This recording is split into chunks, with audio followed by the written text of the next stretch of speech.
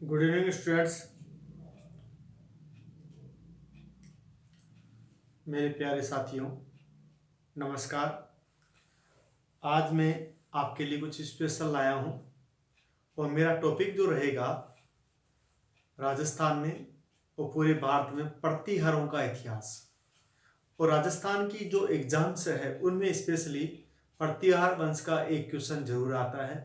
और भारतीय जो एग्जाम है, इंडिया की जो कोई भी एग्जाम लगता है उसमें भी प्रतिहार वंश का क्वेश्चन जरूर आता है। तो मैं जो आपको बताने जा रहा हूँ, प्रतिहार डायनेस्टी की जो स्टोरी है वो यानी लगभग 4 से 5 क्लासों में होगी मेरी। और हमारा एक ऐप भी लॉन्च हो चुका है अचीवर्स क्लासेज के नाम से। अचीवर्स क्लासेज जयपुर के नाम से है और इसमें मेरा नाम भी आएगा सुरेश धाबाई के नाम से। तो आप इसको डाउनलोड कर सकते हैं और ये आज के लिए मैंने स्पेशली जो दी है मात्र 100 रुपये में आप परचेज ऑनलाइन कर सकते हैं। और इसमें केवल जो आएगा राजस्थान इतिहास और कल्चर की स्पेशल क्लासेज मैंने शुरू की है। और अब मैं जो शुरू करने वाला हूँ राजस्थान का इतिहास। और राजस्थान के इतिहास में एक छोटा सा पार्ट में लेता हूँ, वो है प्रतिहार वंश। प्रतिहार वंश। अब प्रतिहार में ध्यान रखना है कि इस वंश की जो स्थापना करने वाला था वो था हरिश्चंद्र। हरिश्चंद्र। अब हरिश्चंद्र ने जो अपना प्रारंभिक जो केंद्र माना गया है, अधिकांश जो अभिलेख मिले हैं राजस्थान ग्वालियर में और दूसरी जगह से मिले, मंडोर का माना गया है इसको। मंडोर जो पड़ता है वो जोधपुर के अंदर आता है राजस्थान में। कहाँ पर आता है मंडोर? राजस्थान के जोधपुर में आता है। और यहाँ से ही इतिहास प्रतिहारों का शुरुआत मानी गई है। जबकि यहाँ पर जो प्रतिहारों की कुल शाखाएं मानी गई है वो 26 शाखाएं मानी गई है। तो कई बार क्वेश्चन पूछा गया है कि प्रतिहार यानी गुर्जर प्रतिहारों की कुल कितनी शाखाएं थी, तो आपको आंसर देना है कि 26 शाखाएं थी। अब इनमें भी जो सबसे प्रभावशाली शाखा थी वो थी, इन दो नाम जरूर आते हैं, एक तो कन्नौज का और एक उज्जैन का। तो ये दोनों नाम जो है प्रभावशाली थे। तीसरा आता है भड़ोज के गुर्जर प्रतिहार। लेकिन यहाँ जो सबसे पहले जो ब्रांच चली थी वो हरिश्चंद्र से चली थी और हरिश्चंद्र की 2 पत्नियां थी, एक ब्राह्मण कुल से थी और दूसरी गुर्जर भद्रा मानी गई है, जिसका नाम आता है भद्रा। क्लियर? तो यहाँ पर जो भद्रा से संतान हुई थी वो जो कहलाए हैं गुर्जर प्रतिहार, जबकि जो ब्राह्मण से संतान हुई वो ब्राह्मण प्रतिहार कहलाए थे। लेकिन आगे चल करके जो मेन प्रभावशाली रहे थे वो गुर्जर प्रतिहार माने गए थे। और इनमें भी जो ब्रांच शुरू होती है वो भद्रा के तीसरे पुत्र रज्जिल से शुरू होती है। यानी तीसरा पुत्र जो था उसका नाम है रज्जिल। और रज्जिल से ही इस वंश की स्थापना, मंडोर की जो स्थापना मानी गई है वो रज्जिल से मानी गई है। और उसके बाद में भड़ोज की जो ब्रांच चली है वो दत्त से चली है। किससे चली है? दत्त से चली है। तो ये आपको ध्यान रखना है कि रज्जिल यानी इसका मेन शासक माना गया है। और इस वंश का पहला प्रतापी शासक जो था वो नागभट्ट प्रथम था। तो आपसे क्वेश्चन ये पूछा जा सकता है कि पहला प्रतापी शासक कौन था, तो आपको आंसर देना है नागभट्ट प्रथम था, जिसका जो काल माना गया है वो लगभग 730 से लेकर के 760 ईस्वी माना गया है। तो आपसे क्वेश्चन ये भी पूछा जा सकता है कि नागभट्ट प्रथम का काल कब से कब तक था, तो आपको आंसर देना है 730 ईस्वी से लेकर के और 760 ईस्वी तक का जो काल आता है वो किसका आता है? नागभट्ट प्रथम का आता है। और इसे नागो अवतार भी कहा गया है। क्या कहा गया है? नागा अवतार, नागालोकावतार, नागालोकावतार। यानी नागलोक को जो है यानी प्रसिद्ध करने वाला जो था वे कौन था? नागभट्ट प्रथम था। और नागभट्ट प्रथम ने प्रारंभ में अपनी जो राजधानी बनाई थी वो मेड़ता में बनाई थी, ऐसा अभिलेख में आता है सूचना। यानी ग्वालियर अभिलेख जो है मिहिर भोज का है उसमें ऐसी सूचना दी गई है। तो आपसे पूछा जा सकता है कि मेड़ता को राजधानी किसने बनाया था, तो आपको आंसर देना है नागभट्ट प्रथम ने मेड़ता को प्रारंभ में राजधानी बनाया था। उसके बाद में ये सीधा उज्जैन की ओर चला गया था। तो उज्जैन भी कुछ समय के लिए इनकी राजधानी रही है। उज्जैन के बाद में ग्वालियर आए और ग्वालियर भी इनका ठिकाना रहा है। और ग्वालियर के बाद में ये भीनमाल चले गए जालौर में, और भीनमाल इनकी राजधानी बनी है। तो भीनमाल देखो राजस्थान के जालौर जिले में स्थित है। और इसका भी क्वेश्चन कई बार पूछा गया है कि भीनमाल यानी जिसके बारे में ह्वेनसांग ने भी अपनी पुस्तक में वर्णन किया है कीचोले के नाम से। तो किचोलो जो कहा है की चो और लो किसको कहा है, उसने भीनमाल को कहा है, यानी जो हर्षवर्धन के समय आया था और उसने भी भीनमाल की प्रशंसा की थी। और उसने ये भी लिखा है कि यहाँ पर भड़ोज के गुर्जर और हर्ष के बीच में कुछ नोक-झोंक हुई थी। यानी हर्ष के काल में जो भड़ोज के गुर्जर थे दत्त द्वितीय, उसने हर्ष से समझौता किया या कोई युद्ध भी किया है और साथ में वापस उसने अपना राज्य प्राप्त किया था। क्लियर। अब देखो हम नागभट्ट की जो बात कर चुके हैं, नागभट्ट के बाद में जो शासक बना है यहाँ पर 3 नाम आते हैं। एक तो ककुक, उसके बाद में ककुक के बाद में जो दूसरा नाम आता है देवराज का नाम आता है। उसके बाद उसके भाई वत्सराज का नाम आता है। और यहाँ पर देखो वत्सराज जो है इस वंश का दूसरा जो प्रतापी शासक माना गया है, क्योंकि वत्सराज के समय पाल, प्रतिहार और राष्ट्रकूट इन तीनों के मध्य लगभग यानी कन्नौज को लेकर के युद्ध जो शुरू हुआ था और वो युद्ध चला है 150 वर्ष।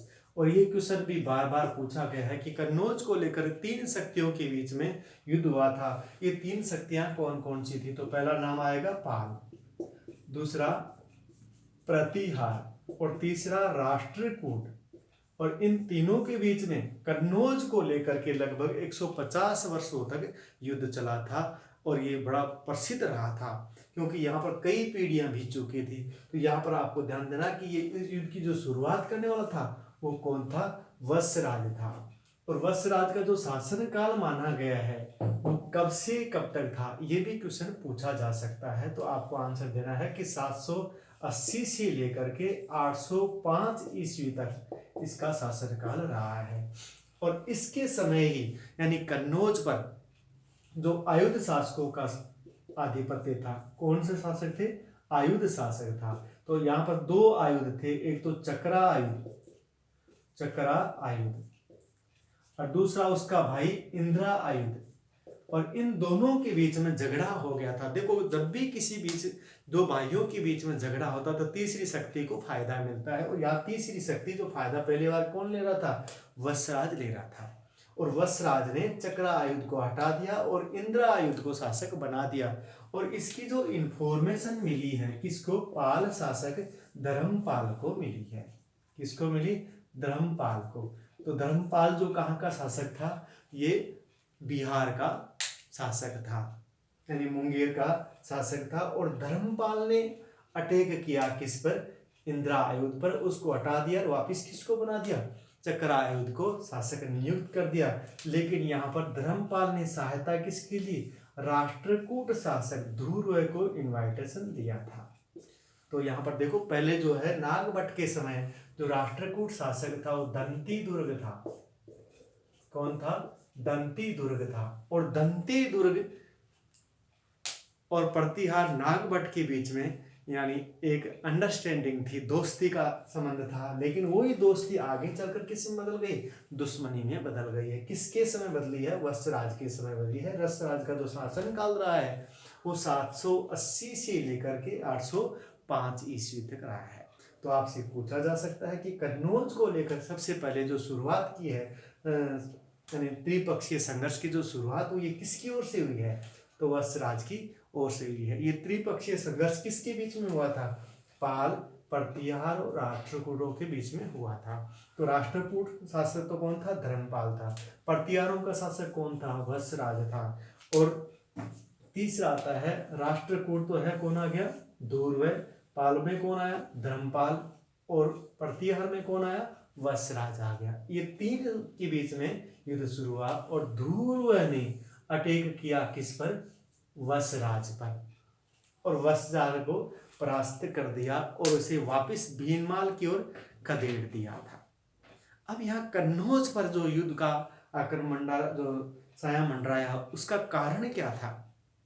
क्योंकि उस समय कन्नौज जो था पहले हर्ष की राजधानी रह चुका था और कन्नौज का जो महत्व है वो व्यापारिक महत्व था, क्योंकि कन्नौज भारत के लगभग बीच में था और दो नदियों से घिरा हुआ क्षेत्र था, यानी गंगा और यमुना के बीच का जो क्षेत्र है वो कौन सा है शहर था? कन्नौज था। और ये कन्नौज जो शहर है ये उपजाऊ क्षेत्र था जहाँ पर फसल अच्छी होती थी और व्यापार केंद्र के रूप में ये जाना गया था। पूरे हिंदुस्तान से यानी रास्ते यहाँ से जाते थे और इसी कारण से इस स्थान को लेकर के यानी सभी आपस में झगड़ रहे थे। अब देखो आपने ये भी सुन लिया कि झगड़ रहे थे और ये कौन कौन सी शक्तियाँ थी। मैंने पहले बता दिया कि पाल, प्रतिहार और राष्ट्रकूट। और यहाँ पर क्वेश्चन बार बार पूछा गया है कि पाल शासक कौन था? धर्मपाल था। अब पालों का जो पहला शासक था वो तो गोपाल था, गोपाल के बाद में कौन बना? धर्मपाल बना। और धर्मपाल से संबंधित एक क्वेश्चन और भी आता है कि वह पाल शासक जिसने विक्रमशिला विश्वविद्यालय की स्थापना की थी कौन था? तो नाम देना आपको धर्मपाल था। अब प्रतिहारों में राष्ट्रकूट, जब ये प्रतिहार और राष्ट्रकूट और पाल तीनों के बीच में संघर्ष चला था, धुर्व की विजय हुई, लेकिन संयोग से यानी दक्षिणी भारत महाराष्ट्र में विद्रोह हो गया था और विद्रोह के कारण धुर्व को वापस दक्षिणी भारत जाना पड़ा और यहाँ पर वापस मौका किसको मिल गया? वशराज के पुत्र, यानी यहाँ पर थोड़ी सी मैं ब्रांच बनाऊंगा यानी इनकी प्रतिहारों की। तो पहले तो मैंने क्या लिख दिया? वशराज। अब वशराज की बात में जो आएगा वो आएगा नागभट्ट द्वितीय, जो इसका पुत्र था नागभट्ट सेकंड। अब आपने जो कहानी सुन ली है इसकी, तो अब नागभट्ट का जो कार्यकाल है वो कितना रहा? 833 ईस्वी तक रहा था। तो आपसे ये भी पूछा जा सकता है कि नागभट्ट के पिता का नाम क्या था? वशराज था और माता का नाम क्या था? सुंदर देवी था। यानी सुंदर देवी और वशराज का जो पुत्र है नागभट्ट सेकंड शासक बना था और ये प्रथम नागभट्ट की तरह ही बहुत ही महत्वाकांक्षी था। और नागभट्ट प्रथम ने, जैसे शांति का काल था, लेकिन इसका काल जो है क्रांति का काल है, क्योंकि इसने अटैक किया किस पर? कन्नौज पर, और कन्नौज को अपनी राजधानी बना दिया। अब कन्नौज को जैसे ही राजधानी बनाया तो यहाँ पर धर्मपाल ने विरोध इसका भी किया है और अब की बार जो है धुर्व नहीं आया, उसका पुत्र आया गोविंद तृतीय। कौन आ गया? गोविंद थर्ड आया और गोविंद थर्ड ने नागभट्ट द्वितीय को मरु प्रदेश तक खदेड़ दिया। यानी मरु प्रदेश का मतलब है जालोर के जो अंतिम सीमा तक ये पहुंच गया और वापस इसे भीनमाल में शरण मिली और भीनमाल के बाद में ये वापस मुड़ा और जैसे ही वापस दक्षिणी भारत में विद्रोह हो गया दोबारा से और गोविंद को जाना पड़ा और मौका पाकर के नागभट्ट द्वितीय ने यानी उसके राज्य अवंती पर भी कब्जा कर लिया था। अवंती की जो राजधानी थी उज्जैन थी और उज्जैन पर उसने कब्जा कर लिया। उसके बाद मालवा को जीता, गुजरात के कुछ भाग को जीता और सीकर और आसपास का जो क्षेत्र है इसके अधीन हो गया था। और उसके बाद उसने कन्नौज पर दोबारा से आक्रमण किया और कन्नौज को दोबारा से अपनी राजधानी बनाने में सफलता प्राप्त की है। किसने? नागभट्ट द्वितीय ने। और ये नागभट्ट द्वितीय ने जो सफलता प्राप्त की है इसकी जो सूचना मिलती है हमें वो ग्वालियर प्रशस्ति से मिलती है, जो कि महीर भोज का प्रशस्ति है। क्लियर हो गया? तो देखिए यहाँ पर नागभट्ट जो द्वितीय है ये भी क्या था? यानी शक्तिशाली शासक था और इसी को भी क्या कहा गया है? नागा लोका अवतार। नागा लोका अवतार यानी नाग लोक का जो अवतार माना गया है, किसको माना गया? प्रथम को भी माना गया है और इसको भी माना गया है। क्लियर हो गया?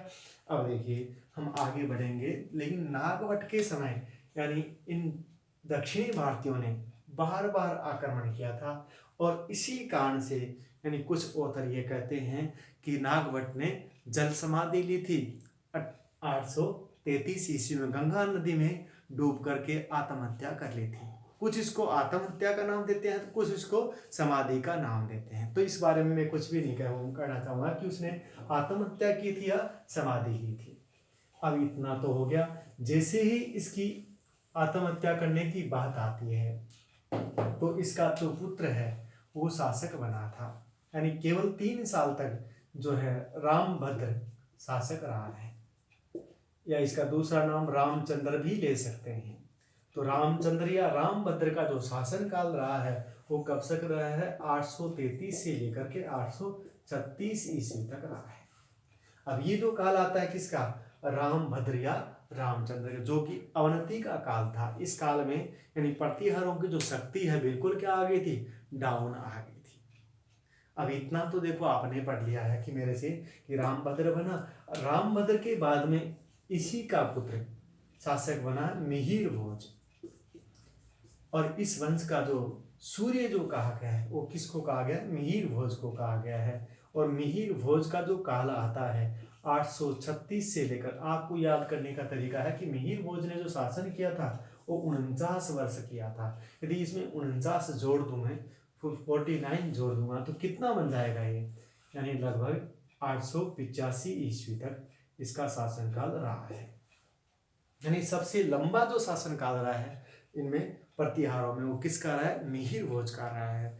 और यहाँ पर भी जो मिहिर भोज और कन्नौज को लेकर के युद्ध चला था, लेकिन मिहिर भोज ने यानी अंतिम रूप से कन्नौज पर अपना अधिकार स्थापित कर लिया था। यानी अब जो कन्नौज है शांति का काल बिताएगा, क्योंकि मिहिर भोज ने क्या कर लिया, कन्नौज को कैप्चर कर लिया। और कन्नौज पर कैप्चर करने के बाद में अपनी राजधानी जो बनाई है मिहिर भोज ने, वो कन्नौज को बना लिया।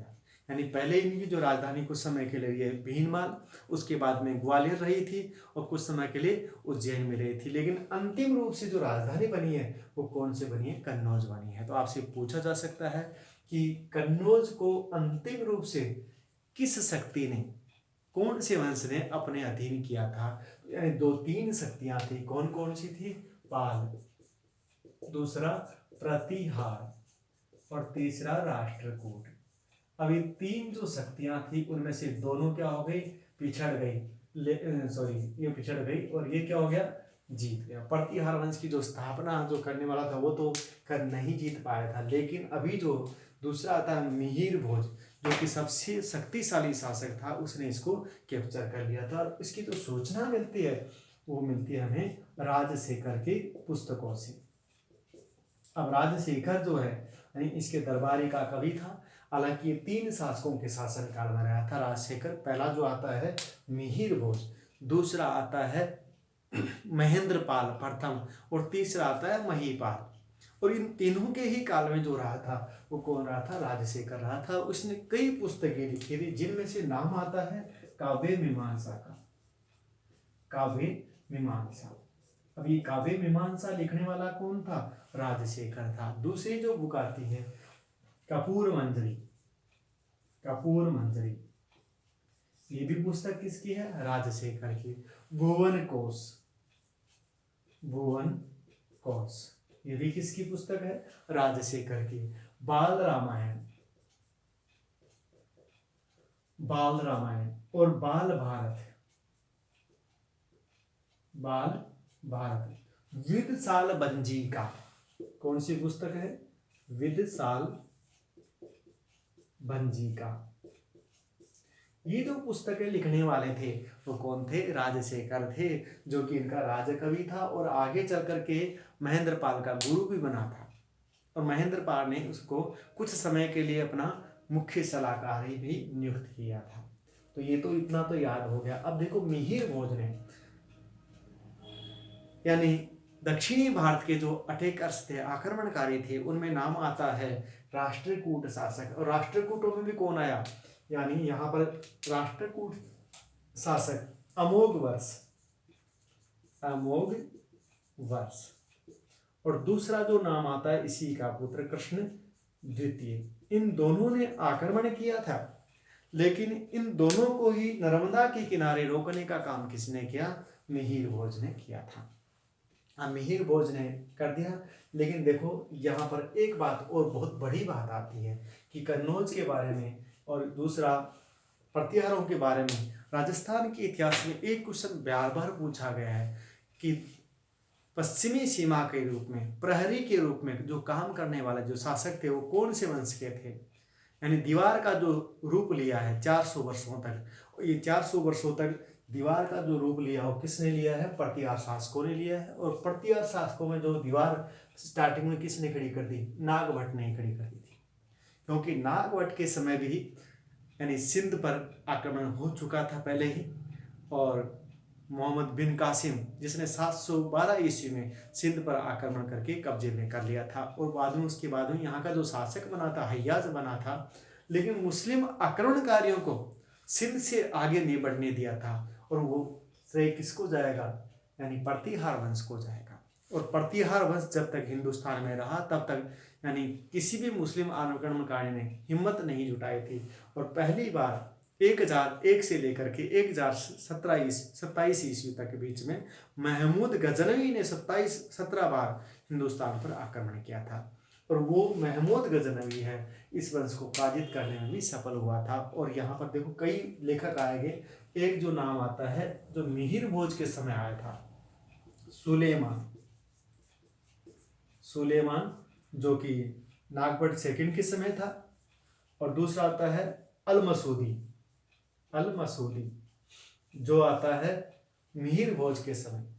और ये दोनों ही जो ये कहते हैं कि जब तक यानी मुस्लिम समुदाय का जो सबसे बड़ा शत्रु है मुस्लिम आक्रमणकारियों का, वो है प्रतिहार वंश, और जब तक हिंदुस्तान में प्रतिहार वंश रहा तब तक किसी भी मुस्लिम आक्रांता की हिम्मत नहीं हुई कि वो हिंदुस्तान पर कब्जा कर ले। और यही कारण था कि अल-मसूदी ने भी ये कहा था कि मिहिर भोज की जो फौज थी वो विशाल थी, यानी उसकी जो फौज है 4 भागों में बंटी हुई थी। यानी पहला जो भाग है वो पश्चिमी सीमा की रक्षा के लिए था, दूसरा भाग उत्तरी रक्षा के सीमा के लिए रक्षा करने के लिए था, और 2 भाग जो थे यानी बीच में रिजर्व में रखे गए थे। और उसने ये भी कहा है कि उसकी सेना में प्रत्येक टुकड़ी में लगभग 7 से 9 लाख तक सैनिक थे, और इसकी जो घुड़सवार सेना है वो पूरे हिंदुस्तान में ऐसी सेना नहीं थी। ऐसी बात जो कहने वाला कौन था? अल-मसूदी था। तो अल-मसूदी ने देखो यहाँ पर चर्चा की है किसकी? इसकी सेना की है, और उसकी सेना के कितने पार्ट बताए गए हैं? मिहिर भोज के 4 भाग बताए गए हैं। यानी घुड़सवार सेना में जो है लगभग 7 से लेकर के 9 लाख सैनिक थे, जबकि आज भी इतने सैनिक कम पड़ते हैं। और यही कारण था कि उसने लगभग 49 वर्षों तक हिंदुस्तान पर राज करके चला गया था। अब इसी मिहिर भोज का जो शासन एरिया है वो एरिया जो पहुंच गया गुजरात से लेकर के और पूर्व में बंगाल तक पहुंच गया था, और उत्तर में हिमालय की जो तराई है वहां से लेकर के नर्मदा नदी के किनारे तक पहुंच गया था। यानी इतना जो विशाल साम्राज्य है वो खड़ा किसने किया था? मिहिर भोज ने किया था। और मिहिर भोज के समय यानी वर्तमान का जो राम मंदिर बन रहा है वहां पर भी अवशेष मिले हैं राम मंदिर के, जो कि इसी के समय बनवाए गए थे, क्योंकि वहां से 2 स्तंभ मिले हैं, उन पर मिहिर भोज की बात आती है। और मिहिर भोज ने जो अपनी प्रशस्ति खुदवाई थी वो ग्वालियर में खुदवाई थी, और उस ग्वालियर प्रशस्ति यानी इस प्रतिहार वंश के बारे में सूचना मिलती है, जो कि मिहिर भोज तक के समय का वर्णन करती है। तो मैं आज इतना ही करूँगा। जय हिंद, जय भारत।